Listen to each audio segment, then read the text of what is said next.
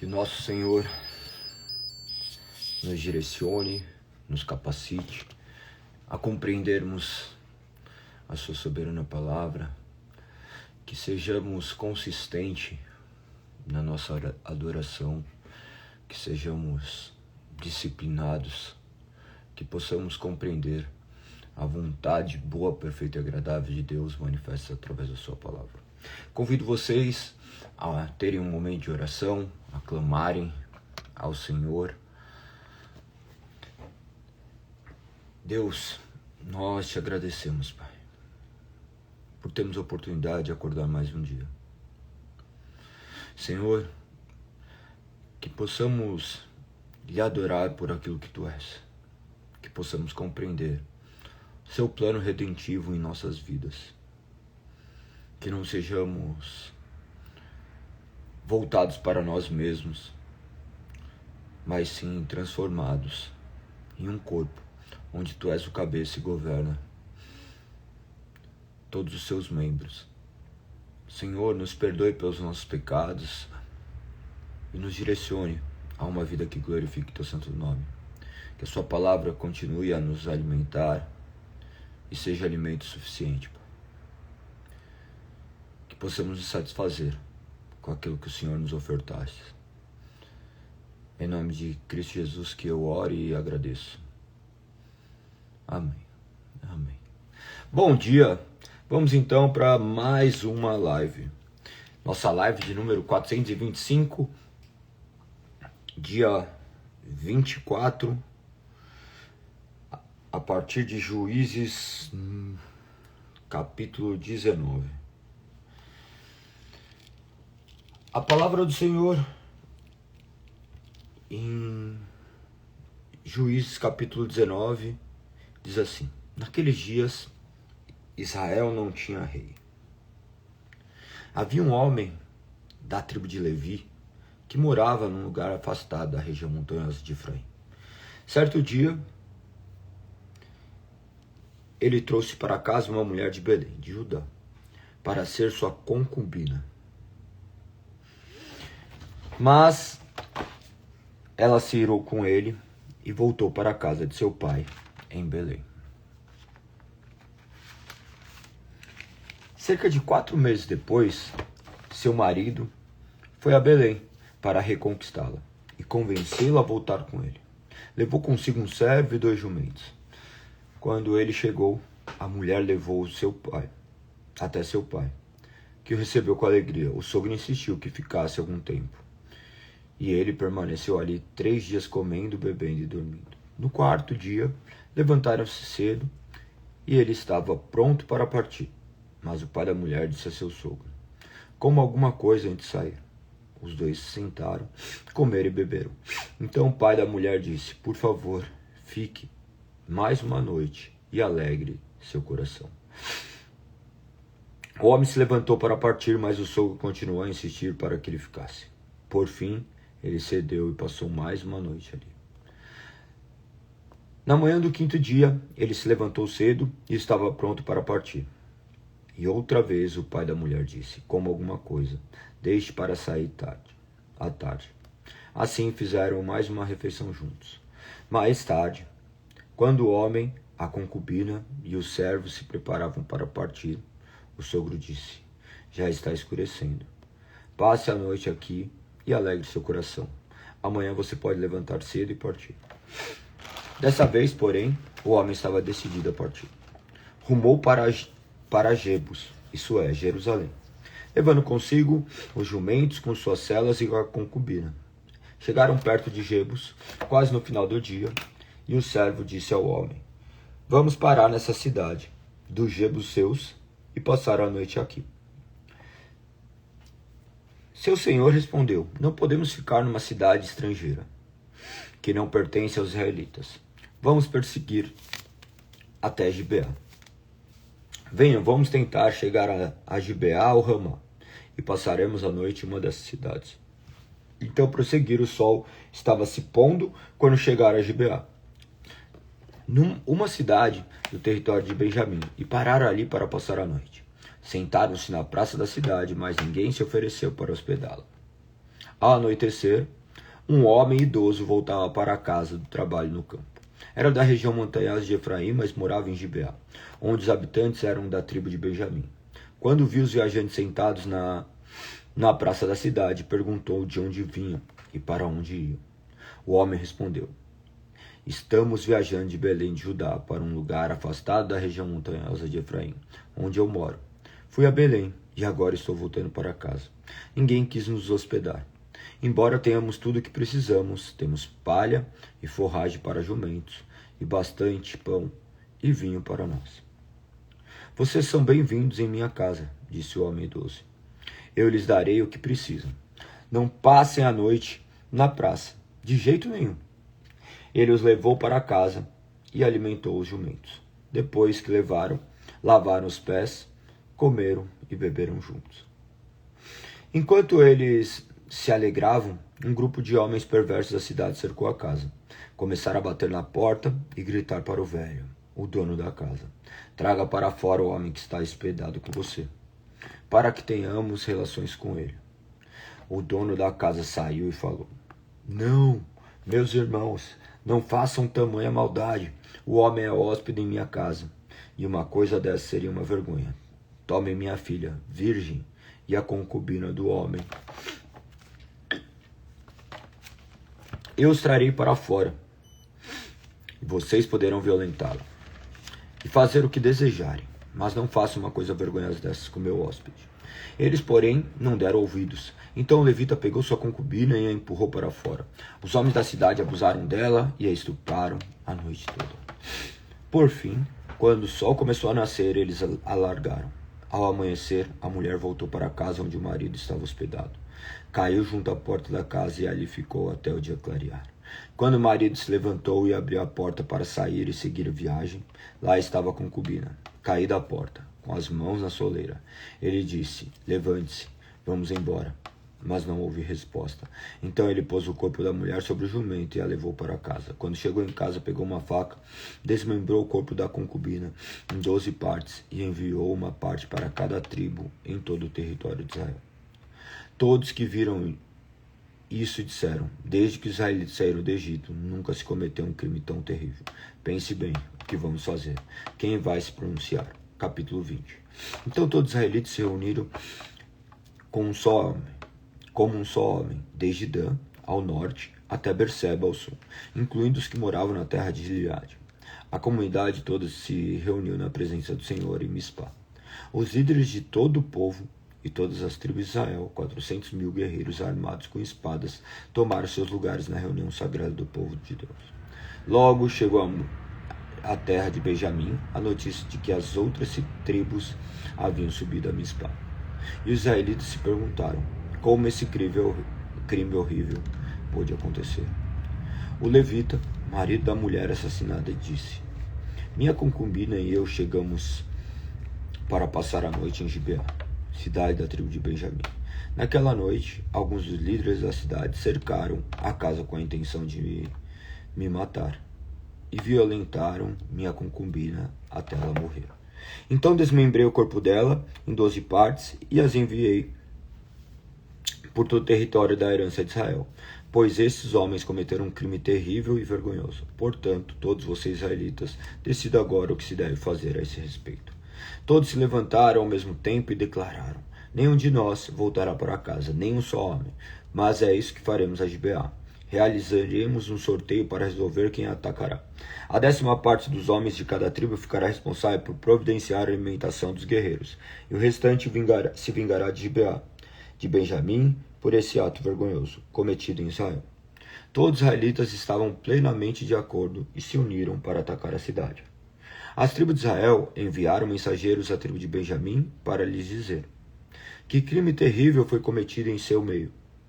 Entregue os homens perversos de Gibeá, para que o executemos e eliminemos esse mal de Israel. Mas o povo da tribo de Benjamim não deu ouvidos. Em vez disso, vieram de suas cidades e se reuniram em Gibeá para lutar contra os israelitas. Ao todo, 26.000 guerreiros armados com espadas chegaram a Gibeá para se juntar à tropa especial de 700 homens que viviam ali. Dentre todos esses guerreiros, havia um grupo de 700 canhotos e cada um deles conseguia atirar uma pedra como uma funda e acertar um fio de cabelo com precisão.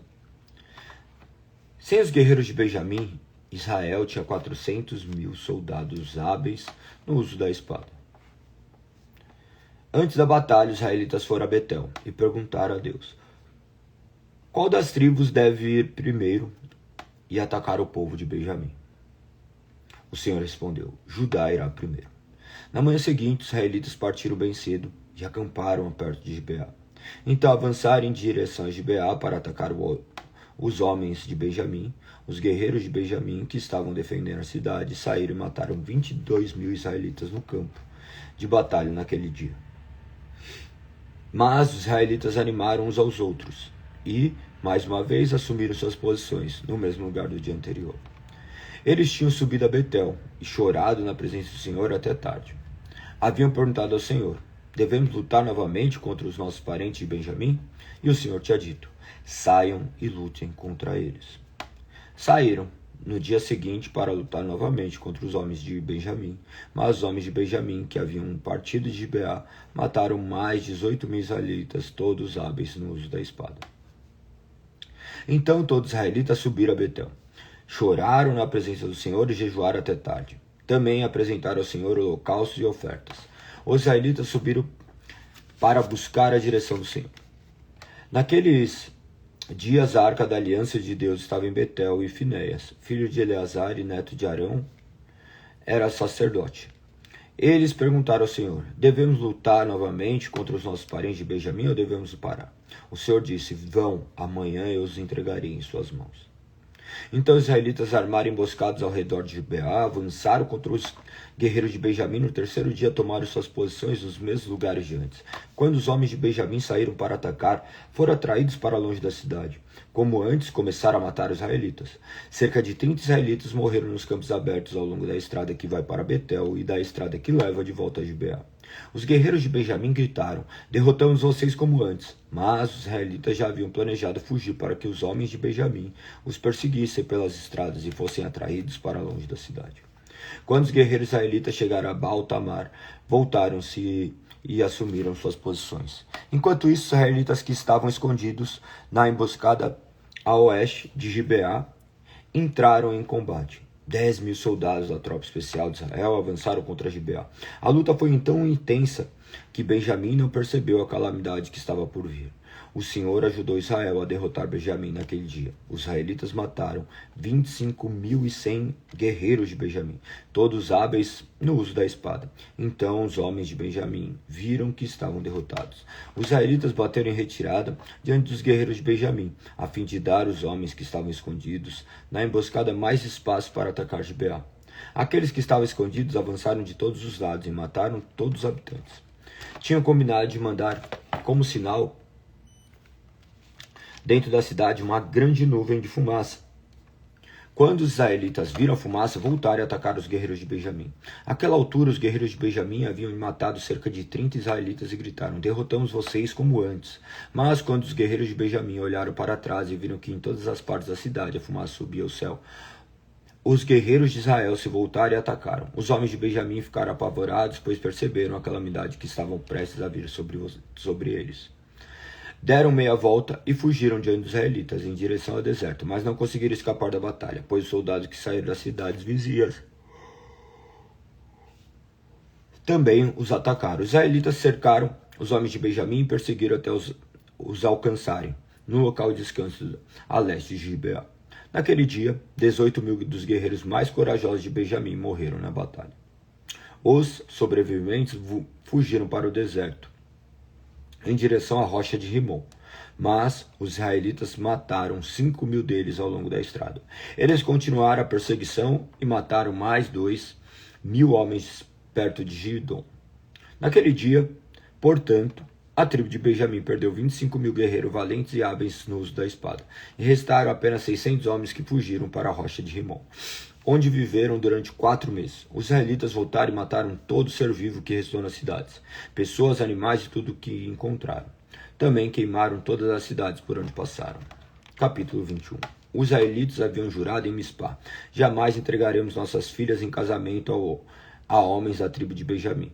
Então o povo foi a Betel e permaneceu na presença de Deus até tarde, chorando sem parar em alta voz. O Senhor, Deus de Israel, por que aconteceu isso com Israel?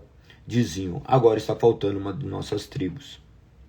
Na manhã seguinte, bem cedo, construíram um altar ali e apresentaram holocaustos e ofertas de paz. Então os israelitas disseram, quem dentre as tribos de Israel não participou da reunião sagrada que realizamos em Mispá na presença do Senhor? Naquela ocasião, haviam feito um juramento solene na presença do Senhor, de que matariam quem se recusasse a comparecer. Os israelitas tiveram pena de seu irmão Benjamim e disseram, hoje foi eliminada uma das tribos de Israel. Como conseguiremos esposas para os poucos que restam, se juramos pelo Senhor que não lhe daríamos nossas filhas em casamento? Então perguntaram, quem entre as tribos de Israel não compareceu conosco a Mispá, quando nos reunimos na presença do Senhor, e descobriram que ninguém de Jabes, Gileade, havia participado da reunião sagrada. Ao contarem ao povo, verificaram que ninguém de Jabes, Gileade estava presente. Então a comunidade enviou 12.000 de seus melhores guerreiros a Jabes, Gileade, com ordens para matar seus habitantes, incluindo mulheres e crianças. É isso que vocês devem fazer, disseram. Destruam completamente todos os homens e também todas as mulheres que não forem virgens. Entre os habitantes de Jabes de Gileade, encontraram 400 moças que nunca haviam se deitado com um homem e as levaram para o acampamento em Siló, na terra de Canaã. Toda a comunidade enviou uma delegação de paz aos homens restantes de Benjamim, que estavam na rocha de Rimon. Os homens de Benjamim voltaram e receberam como esposas as 400 mulheres de Jabes de Gileade, que tinham sido poupadas, mas não havia mulheres em número suficiente para todos eles. O povo teve pena de Benjamim, pois o Senhor havia aberto uma lacuna entre as tribos de Israel. Então os líderes da comunidade perguntaram, como conseguiremos esposos para os poucos homens que restam, uma vez que as mulheres da tribo de Benjamim foram mortas? Os sobreviventes precisam de herdeiros para que não sejam eliminados uma tribo inteira de Israel. Contudo, não podemos lhe dar nossas filhas em casamento, pois juramos solenemente que quem fizer ficará sob a maldição de Deus. Então eles se lembraram da festa anual do Senhor, em Siló, ao sul de Lebone e norte de Betel, no lado leste da estrada que vai a Betel e a Siquém. Disseram os homens de Benjamim, que ainda precisavam de esposa, vão e escondam-se nos vinhedos. Quando virem as moças de Siló irem para as danças, saiam correndo dos esconderijos, cada um leva uma delas para a terra de Benjamim, para ser sua esposa. E quando os pais e irmãos delas vierem se queixarem a nós, diremos, por favor, tenham compaixão, deixem que fiquem com suas filhas, pois não encontramos esposos para todos eles, quando destruímos Jabes de Gileade. E vocês não são culpados de quebrarem seu juramento, pois na verdade não deram suas filhas para eles no casamento. Os homens de Benjamim seguiram essas instruções. Cada um pegou uma das moças que dançavam na comemoração e levou para ser sua esposa. Voltaram para sua terra e reconstruíram suas cidades, e habitaram nelas. Então os israelitas partiram por tribos e famílias, e cada um voltou para sua terra. Naqueles dias Israel não tinha rei, e cada um fazia o que parecia certo aos seus próprios olhos. Capítulo 1 do livro de Ruth. Nos dias em que os juízes governavam Israel, houve grande fome na terra. Por isso um homem deixou seu lar, em Belém de Judá, e foi morar na terra de Moabe, levando consigo a esposa e 2 filhos. O homem se chamava Elimeleque, e a esposa Noemi. Os filhos se chamavam Malom, Quilom, eram efrateus de Belém de Judá. Quando chegaram a Moabe, estabeleceram ali. Elimeleque morreu e Noemi ficou com os 2 filhos. Eles se casaram com mulheres moabitas que se chamavam Ruth e Orfa.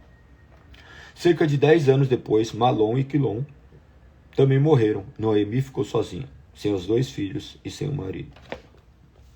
Noemi soube em Moabe que o Senhor havia abençoado seu povo, dando-lhe boas colheitas. Então Noemi e suas noras se prepararam para deixar Moabe.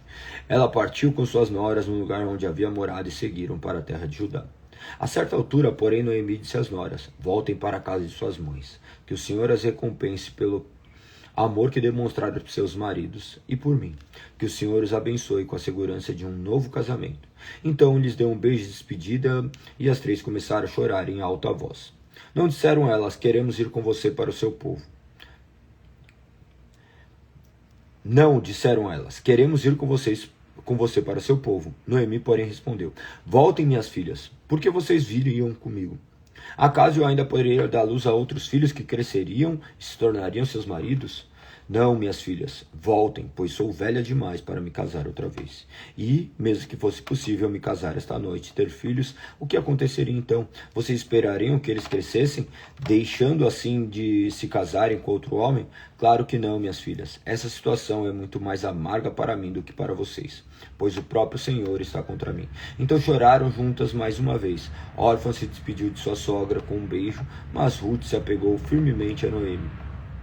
Olhe, sua cunhada voltou para o povo e para os deuses dela, disse Noemi a Ruth. Você deveria fazer o mesmo. Ruth respondeu: não insista comigo para deixá-la e voltar. Aonde você for, irei. Aonde você viver, lá viverei. Seu povo será o meu povo, e seu Deus o meu Deus. Onde você morrer, ali morrerei, e serei sepultada. O que o Senhor me castigue severamente se eu permitir que qualquer coisa a não ser a morte nos separe. Quando Noemi viu que Ruth estava decidida a ir com ela, não insistiu mais. Então as duas seguiram viagem. Quando chegaram a Belém, toda a cidade se agitou por causa delas. Será que é mesmo Noemi? Perguntavam as mulheres. Não me chamem de Noemi, respondeu ela. Chamem de Mara, pois Todo-Poderoso tornou minha vida muito amarga. Cheia eu parti, mas o Senhor me trouxe de volta vazia. Por que me chamar de Noemi, se o Senhor me fez sofrer e se o Todo-Poderoso trouxe calamidade sobre mim? Assim Noemi voltou de Moabe, acompanhada de sua nora Ruth, a jovem moabita. Elas chegaram a Belém quando começava a colheita da cevada. Havia em Belém um homem rico e respeitado chamado Boaz. Ele era parente de Elimeleque e o marido de Noemi. Certo dia Ruth, a moabita, disse a Noemi: deixe-me ir ao campo para ver se alguém em sua bondade me permita recolher as espigas de cereal que sobrarem. Noemi respondeu: está bem, minha filha, pode ir. Ruth saiu para escolher espiga após os ceifeiros. Aconteceu dela ir trabalhar num campo que pertencia a Boaz, parente de seu sogro, Elimeleque. Enquanto Ruth estava ali, Boaz chegou de Belém e saudou os ceifeiros. O Senhor esteja com vocês, o Senhor o abençoe, responderam os ceifeiros. Então Boaz perguntou a seu capataz: quem é aquela moça a quem ela pertence? O capataz respondeu: é a moça que veio de Moabe com Noemi. Hoje de manhã ela me pediu permissão para colher espigas após os ceifeiros. Desde que chegou, não parou de trabalhar um instante sequer, a não ser por alguns minutos de descanso no abrigo. Boaz foi até Ruth e disse: ouça, minha filha, quando for colher espigas, fique conosco. Não vá a nenhum outro campo. Acompanhe as moças que trabalham para mim. Observe em que parte do campo estão colhendo e vá atrás delas. Avisei os homens para não tratarem mal. E quando tiver sede, sirva-se de água que os servos tiram do poço. Ruth se curvou diante dele, com o rosto no chão, e disse: o que fiz para merecer tanta bondade? Sou apenas uma estrangeira. Eu sei, respondeu Boaz, mas também sei de tudo que você fez por sua sogra desde a morte do seu marido. Ouvi falar de você, de como você deixou seu pai, sua mãe e sua própria terra para viver aqui no meio de desconhecidos. Que o Senhor, o Deus de Israel, sob cujas asas você veio se refugiar, a recompense ricamente pelo que fez. Ela respondeu: espero que eu continue a receber sua bondade, meu senhor, pois me animou com suas palavras gentis, embora eu nem seja uma de suas servas. Na hora da refeição, Boaz lhe disse: venha cá e sirva-se de comida também, pode molhar o pão no vinagre. Ruth sentou-se junto aos ceifeiros e Boaz lhe deu os grãos tostados. Ela comeu até ficar satisfeita e ainda sobrou alimento. Quando Ruth voltou ao trabalho, Boaz ordenou a seus servos: permitam que ela colha espigas entre os feixes e não incomodem. Tirem dos feixes algumas espigas de cevada e deixem-nas cair, para que ela as recolha e não atrapalhe. Assim Ruth colheu a cevada o dia todo, e à tarde, quando debulhou o cereal, encheu quase um cesto inteiro. Carregou tudo para a cidade e mostrou à sua sogra. Também lhe deu o que havia sobrado da refeição. Onde você colheu todo esse cereal? Perguntou Noemi. Onde você trabalhou hoje? Que seja abençoada quem ajudou. Então Ruth contou à sogra a quem havia trabalhado: o homem com quem trabalhei hoje se chama Boaz. O Senhor o abençoe, disse Noemi à nora. O Senhor não deixou de lado a sua bondade, tanto pelos vivos como pelos mortos. Esse homem é um de nossos parentes mais próximos, o resgatador de nossa família. Ruth a Moabita acrescentou: Boaz disse que devo voltar e trabalhar com seus ceifeiros até que terminem toda a colheita. Muito bom, exclamou Noemi. Faça o que ele disse. Minha filha, fique com as servas dele até o final da colheita. Em outros campos poderiam maltratar. Assim Ruth trabalhou com as servas nos campos de Boaz e recolheu as espigas com elas até o final das colheitas da cevada e do trigo. Neste tempo ficou morando com sua sogra. Capítulo 3. Certo dia Noemi disse a Ruth: Minha filha, é hora de eu encontrar para você um lar seguro e feliz. Esse Boaz, senhor das moças com quem você trabalhou, é nosso parente próximo. Hoje à noite ele estará na eira onde se debulha a cevada. Faça o que lhe direi, tome banho, perfume-se e vista sua melhor roupa. Depois vá até lá. Mas não deixe que Boaz veja enquanto ele não estiver terminado de comer e beber. Repare bem no lugar onde ele se deitar. Então vá, descubra os pés dele e deite-se ali. Ele lhe dirá o que fazer. Farei tudo o que você disse, respondeu Ruth. Assim, naquela noite, ela desceu até a eira e seguiu as instruções de sua sogra. Quando Boaz terminou de comer e beber e estava alegre, foi deitar-se perto de um monte de grãos e pegou no sono. Ruth se aproximou em silêncio, descobriu os pés dele e se deitou. Por volta da meia-noite, Boaz acordou de repente e ele se virou e ficou admirado de encontrar uma mulher deitada a seus pés. Quem é você? Perguntou ele. Sou sua serva, Ruth, respondeu ela. Estenda a aba de sua capa sobre mim, pois o Senhor é o resgatador de minha família. Então Boaz exclamou: O Senhor abençoe, minha filha. Você demonstra agora ainda mais lealdade por sua família que antes, pois não foi atrás de um homem mais jovem, seja rico ou pobre. Não se preocupe com nada, minha filha. Farei o que me pediu, pois toda a cidade sabe que você é uma mulher virtuosa. Mas, embora eu seja de fato um dos resgatadores de sua família, há outro homem que é parente mais próximo que eu. Fique aqui esta noite, pela manhã conversarei com ele. Se ele estiver disposto a resgatá-la, muito bem, que ele se case com você. Se não quiser, tão certo como vive o Senhor, eu mesmo resgatarei. Ruth ficou deitada aos pés de Boaz, até de manhã. Mas levantou-se antes de raiar o dia, pois Boaz tinha dito: Ninguém deve saber que uma mulher esteve na eira. Então Boaz lhe disse: Traga-me a sua capa, e estenda aqui. Ele despejou sobre a capa 6 medidas de cevada e pôs sobre as costas de Ruth. Depois ele retornou à cidade.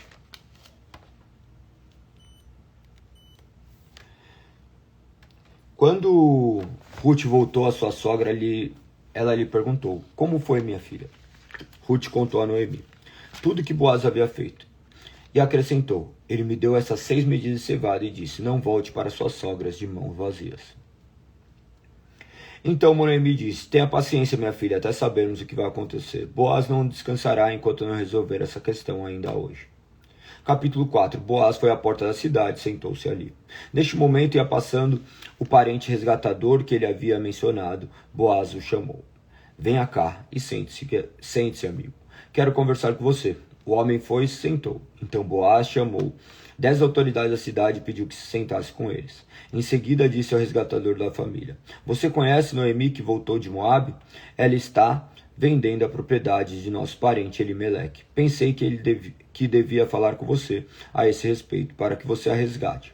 Caso tenha interesse, se quer a propriedade, compre na presença das autoridades do meu povo. Se não tiver interesse por ela, diga-me logo, porque depois de você sou o resgatador mais próximo.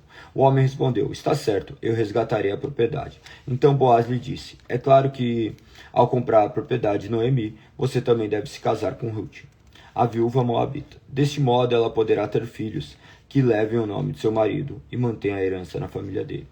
Se é assim, não posso resgatá-la, respondeu o parente resgatador. Isso poria em risco minha própria herança. Resgate você a propriedade, eu não posso fazê-lo. Naqueles dias havia o seguinte costume em Israel: quando alguém queria transferir o direito de resgate e troca, tirava a sandália e entregava a outra pessoa para validar publicamente a transação. Assim o outro parente resgatador tirou a sandália e disse a Boaz: Compre você a propriedade. Então Boaz disse à autoridade da cidade e ao povo ao redor: Vocês são testemunhas de que hoje comprei de Noemi toda a propriedade, e Elimeleque, Quilom e Malom, e junto com a propriedade tomei como esposa Ruth, a viúva de Moabita de Malom. Assim ela poderá ter um filho que leve o nome da família de seu falecido marido e herde a propriedade da família, aqui na cidade natal dele. Vocês hoje são testemunhas disso. As autoridades da cidade e todo o povo que estava na porta responderam: Somos testemunhas que o Senhor faça essa mulher que chega à sua família o que ela fez a Raquel e Lia, das quais descendeu toda a nação de Israel. Que você seja próspero em Efrata e o famoso em Belém. Que o Senhor lhe dê com esta jovem uma descendência numerosa, como a de nossos antepassados, Pérez, filho de Tamar, e Judá.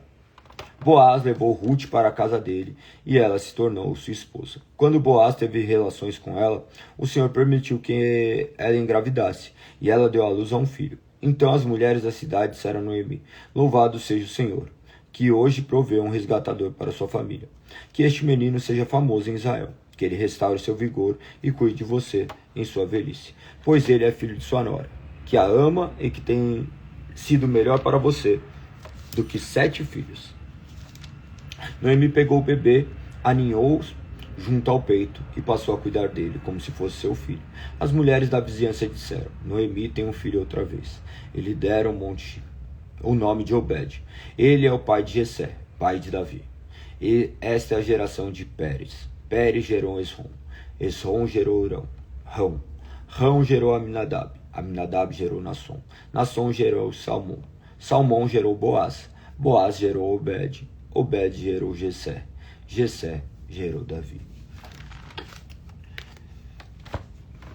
Primeiro Samuel, capítulo 1. Havia um homem chamado Eucana, que vivia em Ramá, da região de Zuf, na região montanhosa de Efraim. Era filho de Jeroão, filho de Eliú, filho de Tou, filho de Zuf, de Efraim. Eucana tinha 2 esposas. A primeira se chamava Ana, a segunda Penina. Penina tinha filhos, Ana, porém, não os tinha. Todos os anos Eucana subia de sua cidade até Siló para adorar o Senhor dos exércitos e oferecer sacrifícios a ele. Neste tempo, os sacerdotes do Senhor eram Ofni e Finéias, os 2 filhos de Eli. Quando Eucana apresentava seu sacrifício, dava porções de carne à sua esposa Penina e a cada um dos filhos dela. Ana, porém, dava uma porção especial porque a amava, apesar de o Senhor não ter lhe dado filhos. E sua rival a provocava e zombava dela, porque o Senhor não lhe tinha dado filhos. Todos os anos era a mesma coisa. Penina provocava Ana até quando iam à casa do Senhor. E a cada vez Ana chorava muito e ficava sem comer. Ana, por que você chora? Perguntava Eucana, seu marido. Por que não come? Por que está tão triste? Será que não sou melhor para você do que 10 filhos? Certa vez, depois que comeram e beberam em Siló, Ana se levantou. O sacerdote Eli estava sentado ao lado da entrada do templo do Senhor. Ana estava muito angustiada e chorava sem parar enquanto orava ao Senhor. Então fez o seguinte voto: Ó Senhor dos exércitos, se olhares com atenção para o sofrimento de tua serva, se responderes à minha oração e me deres um filho, eu o dedicarei para sempre ao Senhor, e o cabelo dele nunca será cortado. Então, enquanto ele fazia sua oração ao Senhor, ele observava, viu que os lábios dela se moviam, mas, como não ouvia som algum, pensou que ela estivesse bêbada. Até quando vai se embriagar? Disse ele. Largue este vinho. Ana respondeu: Meu senhor, não bebi vinho, nem outra coisa mais forte. Eu estava derramando meu coração diante do Senhor, pois sou uma mulher profundamente triste. Não pense que sou uma mulher sem caráter. Estava apenas orando por causa de minha grande angústia e aflição. Neste caso, vá em paz, disse Eli. Que o Deus de Israel lhe conceda o que você pediu. Muito obrigada, exclamou ela. Ana voltou e começou a se alimentar novamente, e seu rosto já não estava triste. Na manhã seguinte, a família toda se levantou bem cedo e foi adorar o Senhor novamente. Depois voltaram para casa em Ramá. Eucana teve relações com Ana, e o Senhor se lembrou dela. No devido tempo, Ana engravidou e teve um filho. Ela lhe deu o nome de Samuel e disse: Eu o pedi ao Senhor. No ano seguinte, Eucana e sua família fizeram a viagem anual para oferecer sacrifícios ao Senhor e cumprir seu voto. Ana, porém, não foi. Vamos esperar até o menino ser desmamado, disse ela ao marido. Então levarei ao Senhor e o deixarei lá para sempre. Faça como lhe parecer melhor, respondeu Eucana. Fique aqui até ele desmamar, e o Senhor o ajude a cumprir sua promessa. Então ela ficou em casa e cuidou de seus filhos até desmamá-lo. Quando o menino foi desmamado, Ana o levou à casa do Senhor em Siló, embora ele ainda fosse pequeno. Também levou um novilho de 3 anos para o sacrifício num cesto de farinha e uma vasilha de couro cheia de vinho. Depois que sacrificaram o novilho, levaram o menino a Eli. E Ana lhe disse: com certeza o Senhor se lembra de mim. Sou a mulher que esteve aqui anos atrás orando ao Senhor. Pedi ao Senhor que me desse esse menino, e o Senhor atendeu meu pedido. Agora eu o dedico ao Senhor. Por toda a sua vida, ele pertencerá ao Senhor. E ali adoraram ao Senhor. Capítulo 2. Então Ana orou. Meu coração se alegrou no Senhor. O Senhor me fortaleceu. Agora dou risada de meus inimigos. Sim, eu me alegro porque me libertastes. Ninguém é santo como o Senhor. Não há outro além de ti. Não há rocha como nosso Deus. Deixem de ser tão orgulhosos e soberbos. Não falem com tamanha arrogância, pois o Senhor é um Deus que tudo sabe. Ele julgará as ações de todos. O arco dos poderosos foi quebrado, e os que tropeçavam agora estão firmes. Os que tinham fartura de comida agora passam fome, e os que passam fome estão saciados. A mulher que não tinha filhos agora tem 7, e quem tinha muitos desfalece. O Senhor tira a vida e dá a vida, faz descer a sepultura e de lá faz subir. O Senhor empobrece alguns, enriquece outros, humilha e também exalta. Levanta o pobre do pó e do monte de cinzas tira o necessitado. Coloca entre príncipes e o faz sentar nos lugares de honra. Ao Senhor pertence o alicerce da terra, e sobre eles firmou o mundo. Ele protegerá os fiéis, mas os perversos desaparecerão nas trevas, pois ninguém vencerá só pela força. Os que lutam contra o Senhor serão despedaçados. Do céu ele troveja contra eles. O Senhor julga em toda a terra. Ele dá poder a seu rei, concede força a seu ungido. Então Eucana voltou para casa em Ramá, e o menino serviu o Senhor, ajudando o sacerdote Eli. Os filhos de Eli eram homens perversos que não tinham nenhuma consideração pelo Senhor, nem por seus deveres de sacerdote. Cada vez que alguém oferecia um sacrifício, vinha um servo do sacerdote com um garfo grande de 3 dentes, enquanto a carne do animal sacrificado ainda estava cozinhando. O servo colocava o garfo na panela, no tacho, no caldeirão e exigia que tudo que viesse com o garfo fosse entregue aos filhos de Eli. Assim eles tratavam todos os israelitas que iam adorar em Siló. Às vezes o servo chegava antes mesmo que a gordura do animal fosse queimada no altar, exigindo não dê a carne cozida, mas sim a carne crua, para que o sacerdote a asse. Se o homem que oferecia o sacrifício dizia, leve quanto quiser, mas antes é preciso queimar a gordura, o servo retrucava, não, entregue a carne agora. Eu tomarei à força. O pecado desses homens era muito sério aos olhos do Senhor, pois eles tratavam com desprezo as ofertas para o Senhor. Samuel, porém, embora ainda fosse apenas um menino, servia ao Senhor. Ele usava uma veste de linho semelhante à do sacerdote. Cada ano sua mãe lhe fazia uma pequena túnica e a levava quando ia com o marido oferecer o sacrifício anual. Antes de Eucana e sua esposa voltarem para casa, ele os abençoava e dizia: que o Senhor lhes dê outros filhos em lugar deste que foi dedicado ao Senhor. E o Senhor abençoou Ana e ela engravidou e deu à luz a 3 filhos e 2 filhas. Enquanto isso, Samuel crescia na presença do Senhor. Eli já estava muito idoso, mas sabia que os filhos faziam ao povo de Israel. E que eles seduziam as moças que serviam junto à entrada da tenda do encontro. Por isso lhes disse: ouvi de todo o povo o mal que vocês praticam. Por que continuam a agir assim? Parem com isso, meus filhos. Não são bons comentários que escuto entre o povo do Senhor. Se alguém peca contra outra pessoa, Deus poderá intervir em favor do culpado. Mas se alguém peca contra o Senhor, quem poderá interceder? Contudo, os filhos de Eli não deram atenção ao pai, pois o Senhor já havia decidido matá-los. Enquanto isso, o menino Samuel crescia e era cada vez mais estimado pelo Senhor e pelo povo. Certo dia veio Eli, um homem de Deus, e lhe transmitiu a seguinte mensagem: assim diz o Senhor, eu me revelei a seus antepassados quando eles eram escravos do faraó no Egito.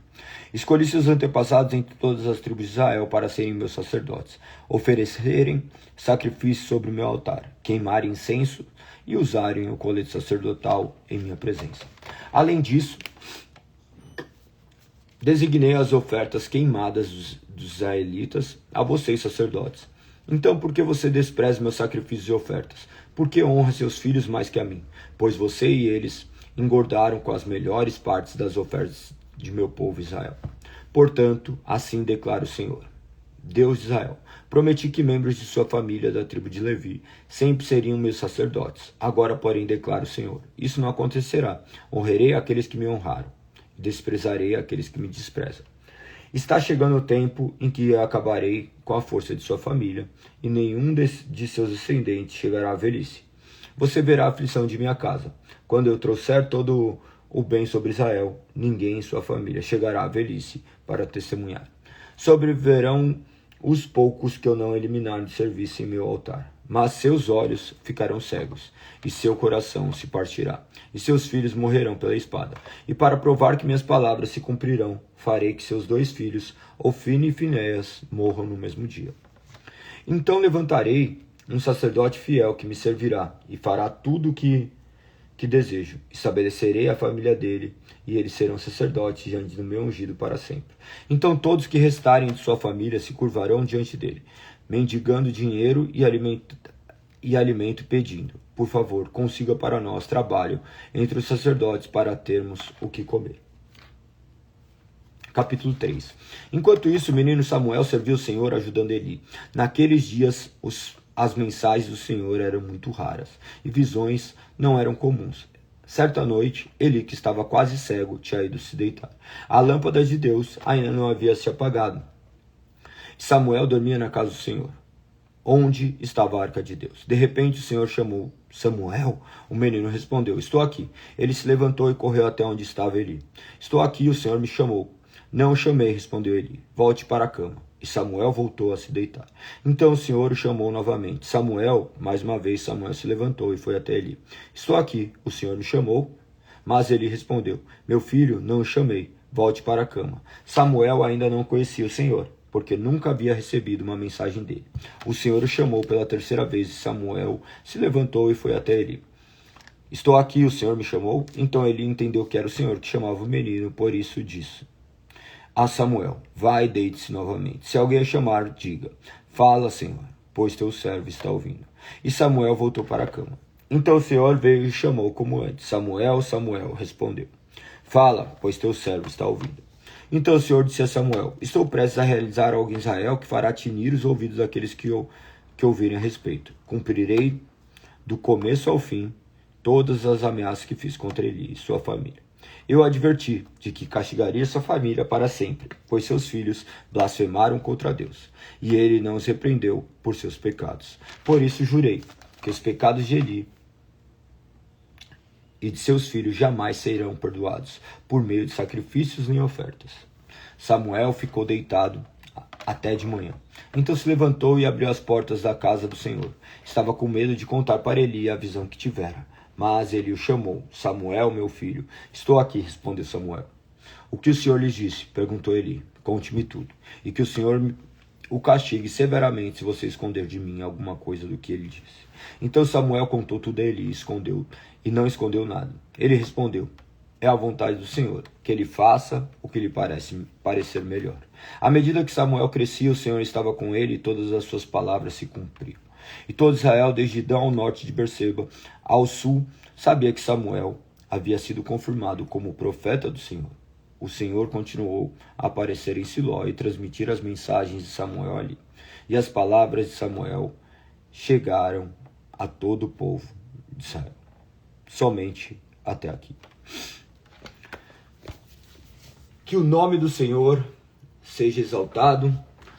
Mais um dia lendo as Sagradas Escrituras. Hoje lemos até o capítulo de número 3.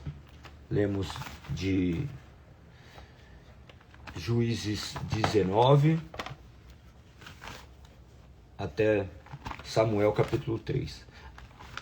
Amanhã será a nossa live de número 426.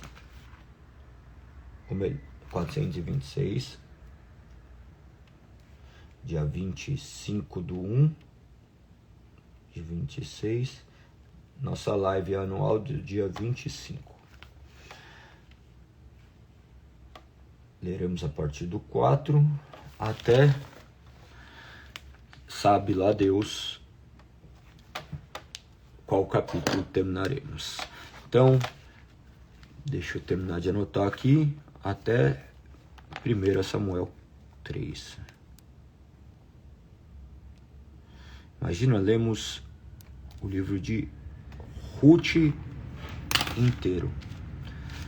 Maravilhoso, né? Maravilhoso poder ler as Sagradas Escrituras. Olha que interessante. Imagina que lendo 10 páginas, média de 13 páginas por dia, nós lemos 338 páginas na Bíblia que eu leio. Ela é letra corrida, tá? Algumas vêm em bloco. Mas imagine, se você estivesse lendo, se você ler mais 10 páginas por dia, além da Bíblia, você teria lido aproximadamente 2 livros. A média de livros que eu leio por ano deve ser uns 40, 50 livros. A questão é, precisa ler muito? Não, precisa ter constância. Precisa ter constância. Se você ler essa média de páginas, você vai ler bastante. A questão não é quantos livros você lê, mas o quanto você absorve desses livros também. Mas é importante vocês adquirirem mais conhecimento. Leiam bastante. Clamem ao Senhor para que Ele abra o seu entendimento. Saiba que a fé vem pelo ouvir e ouvir a palavra de Deus. Debrucem nas Sagradas Escrituras, debrucem em outros livros. Eu cobro muito aquelas pessoas que congregam na igreja cristã, protestante, confronto, de lerem as Sagradas Escrituras, porque você foi chamado para um relacionamento direto com Deus, não com um intermediário. E o homem busca sempre um herói, uma pessoa que sirva de alicerce, mas o único alicerce que nós temos é Cristo Jesus, e esse alicerce é vivo e eficaz. Então, que nos debrucemos nele, que olhemos para ele com toda a convicção, crendo que ele há de nos sustentar. Que vocês possam continuar avançando, que vocês vençam as suas limitações, as preguiças. Pense que a grande maioria das pessoas não lê as Sagradas Escrituras. Eles leram muitas vezes por obrigação, mas não se deliciaram de quem Cristo é. Você lendo as Sagradas Escrituras, você verá essas histórias maravilhosas de resgate de pessoas. Lembre-se de Ruth, que nós acabamos de ver, de Ana, de Eucana, de situações ali que nós nos enquadramos perfeitamente. A Bíblia retrata a vida de um povo, retrata a nossa vida e aponta para a vida que devemos viver. Que você possa olhar para o Senhor e glorificar o teu santo nome. É isso, que o nome do Senhor seja exaltado e glorificado. Amanhã estaremos juntos, mais um dia, se Deus assim permitir. Não se esqueça que amanhã, às 9h20, nós cultuaremos o Senhor. Teremos nosso café da manhã tradicional e depois cultuaremos, começa às 10 horas, mas eu convido vocês a chegarem às 9h20, porque aí você pode ter um momento de comunhão, conversar com as pessoas que fazem parte da igreja e viverem de fato uma igreja viva e não apenas cumprindo apenas um ritual. Que o nome do Senhor seja exaltado e glorificado. Tamo junto, estaremos juntos aqui amanhã, se Deus assim permitir. Parabéns a todos aqueles que estão aqui de maneira constante. Helena, Elaine, Gislene, Lilian, que sempre está, Gandhi, Valdomiro, Silvia, todos esses que fazem parte de maneira constante. Que o nome do Senhor possa ser exaltado através da vida de vocês. Vocês sempre comentam, sempre estão aqui. Que Deus continue a capacitá-los, as outras pessoas que fazem parte também, que talvez estejam de maneira constante. Quanto mais constante, melhor. Também um abraço a todos, que Deus continue os abençoando. A Bruna, que eu não tinha visto aí, a Juliana, que está também aqui hoje. Que vocês possam estar aqui constante com as suas Bíblias em mãos, lendo e clamando para que o Senhor fale aos seus ouvidos. Lembre-se que Deus fala o tempo inteiro, a questão é que nossos ouvidos estão fechados para as suas palavras. Escute a voz de Deus por intermédio das Sagradas Escrituras e tenha seu coração preenchido por essa voz que deu origem ao mundo. Que o nome do Senhor continue a ser glorificado. Tamo junto. Até amanhã. Não se esqueça de comentar e compartilhar com o máximo de pessoas. Beijo, fui.